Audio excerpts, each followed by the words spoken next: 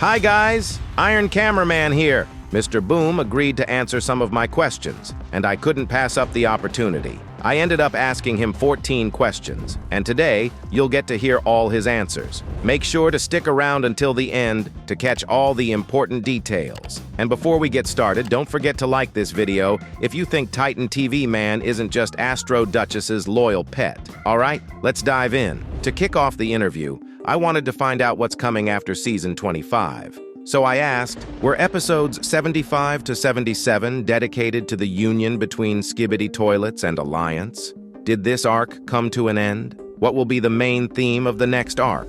Mr. Boom replied, sort of. It was leading us to the conclusion that the Alliance and Skibidis need to work together ASAP since they both benefit from each other's strengths and resources. So it looks like the next arc in Skibidi Toilet is still under wraps. However, based on his answer, it seems the upcoming episodes will focus on technological collaboration between the two groups. This is backed up by the scene where the Skibidi Toilets visited the Cameraman's base and declared it a shared facility. This also means the Alpha Hills lab will likely become a joint venture. The Skibidis will contribute their knowledge, while the Alliance provides industrial power and scientists from all factions. I wouldn't be surprised if we see a scene in the next season where scientists from different factions work together to create something groundbreaking. As I speculated in my last video, the central figure for this arc will likely be Titan Speaker Man. Next, I brought up the topic of PC men again, asking, after your comment in Discord about a secret new faction debuting in episode 81, everyone's pretty sure it's the PC men who first appeared in episode 74.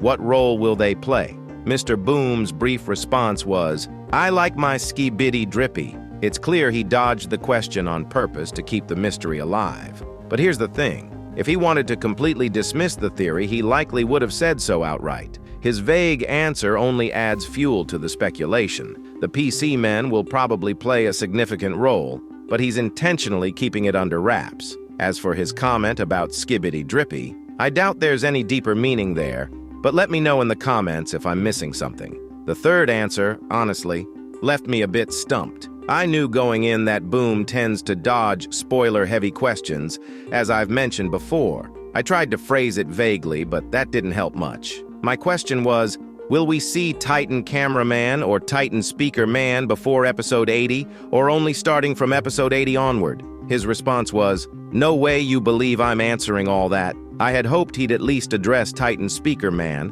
but my mistake was asking about both Titans at once. Even if he'd answered just about Speaker Man, it would have implied that Titan Cameraman wouldn't appear before episode 80, which would ruin the suspense. And let's face it, anticipation and surprise are half the fun of this series. If you ask me, Titan Speaker Man will definitely show up in season 26, as I believe the season will focus on the Speaker Army. Titan Cameraman, on the other hand, probably won't. I've explained my reasoning for this in previous videos, so I won't repeat myself here. I also asked another question about the upcoming episodes. You've said the epic episodes start from episode 80. What can we expect from episodes 78 and 79? He replied, there won't be not fire or filler episodes, but there's a difference between fire and inferno for sure. This immediately reminded me of one of Boom's most interesting comments during a Discord Q&A. When asked about episode 79, he said it would open up some opportunities for viewers. Considering that episode 80 is a milestone, I'd guess these opportunities might involve viewers influencing the storyline or shaping part of a plot line, like in games where you're given choices that affect how the story unfolds. Even if I'm right, there are still so many questions. How will the voting or decision-making process work? What will viewers be choosing? And which character will act on our behalf? Thinking about it, a secret agent could have this ability. Basically, Boom himself within the series. He could address the audience directly, giving us the chance to steer the story. I'm not sure how this would play out, but I already have high hopes for episode 79. Maybe this is what Boom meant when he said there are no bad episodes. Each one is crucial to the overall plot. Sure, some episodes are more intense or dramatic than others, but that's natural.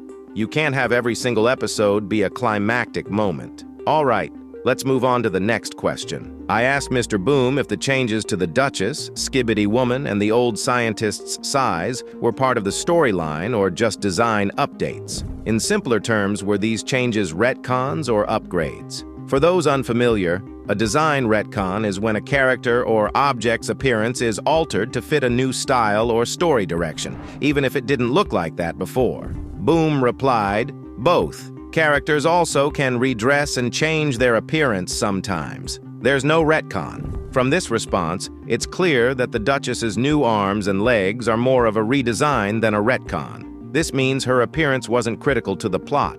She could have remained in her old form or gone full Titan, and it wouldn't have drastically affected the story. Perhaps this redesign was simply due to Mr. Boom's limited time earlier. It's possible he didn't fully complete her model back then and finalized it now, though that's just my speculation. Then came the question that's been on everyone's mind. What's the plan for Titan TV Man? Will he be sent straight into battle, or will he go through additional upgrades? Is there a chance the Astros could take over his body permanently, so even if the device is removed, he remains an Astro? Boom's answer: they just needed a big TV to watch movies. Well, this doesn't look good for the Astro toilets. It seems like they forgot to let their juggernaut know that breaking the main screen wasn't the best idea. In its current condition, Titan TV Man isn't exactly fit for movie nights, unless, of course, he decides to narrate the movies scene by scene. Thinking ahead, the next logical Titan target for the Astros might be Speakerman Titan, for high-quality 3D sound to accompany their viewing. After that, it would make sense for them to go after Cameraman Titan, so they can start filming their own movies. And for editing and special effects, that's where Secret Agent and his team would come in. So maybe we've cracked the code on their ultimate plan. Earth is just a giant movie theater for the Astros. Joking aside, if you're curious about what I think might happen to Titan TV Man, check out my video titled Cameraman Titan in Danger, where I analyze a very interesting theory from one of my subscribers. Next up is one of the most intriguing questions I asked. Are there any Astros who could become allies or even join forces with G-Man? Boom's reply was, Astros are individuals with consciousness, especially higher ranks. While not a direct answer, it seems to lean more toward yes than no. Here's my reasoning. Boom specifically highlighted that the Astros are sentient beings, almost as if contrasting them with the Skibidi Toilets, who in the beginning barely seemed conscious at all. This is a critical point. If Astros are individual thinkers, then it's not impossible that some of them could be persuaded to change sides, if approached with the right arguments and motivations. Considering G-Man's intelligence and his past as an Astro, he's probably the best candidate to figure out how to sway some of them. And honestly, I think Juggernaut is the perfect candidate for this. Hear me out. Juggernaut lost his son because of the war, and now he's fighting against his former commander. G-Man could help him see that the Astros don't truly have free will and that they're ruthless, even toward their own kind. Joining the alliance might offer Juggernaut the freedom he's been missing. Here's a bold prediction. If this storyline comes true, it might not play out in an obvious way. I think Boom would first show Juggernaut betraying the Astros in a shocking twist, ruining their plans. Then, in additional scenes, we'd get to see how G-Man worked behind the scenes to persuade him. This idea inspired us to create a thumbnail referencing the iconic handshake meme from Arnold Schwarzenegger. If such a plot twist does happen, you'll remember that you heard this theory from me first, and I'll be the happiest theorist around. Next, I asked Boom about the TV men's base. Did the TV men teleport their entire base, and how does this technology work? His detailed response was, more like inside of the base. I grew up on Miyazaki films, and this particular technology was inspired by Howl's Castle Door entrance portal. There were 4 identical shells of bases underground in 4 different places across the Earth. Once the TV men switched base location and teleported from Alaska, all the Astros found underground was terrain and debris, nothing else. This answer is both detailed and fascinating. Fun fact, even before this interview, I noticed a couple of comments under my analysis of episode 77 mentioning Howl's moving castle. Those commenters managed to figure this out even without Boom's confirmation, which is incredibly impressive. For those unfamiliar with Miyazaki's films, his worlds aren't bound by the usual physical constraints. For example, in My Neighbor Totoro and Princess Mononoke, nature and magic defy the basic laws of physics. The TV men's-based technology could involve a similar principle, bypassing the physical limitations of reality by manipulating the structure of space itself. In Miyazaki's works, the movement or disappearance of objects often reflects internal changes. In Howl's Moving Castle, for instance, the castle's travels symbolize Howl's personal struggles and evolution as a character.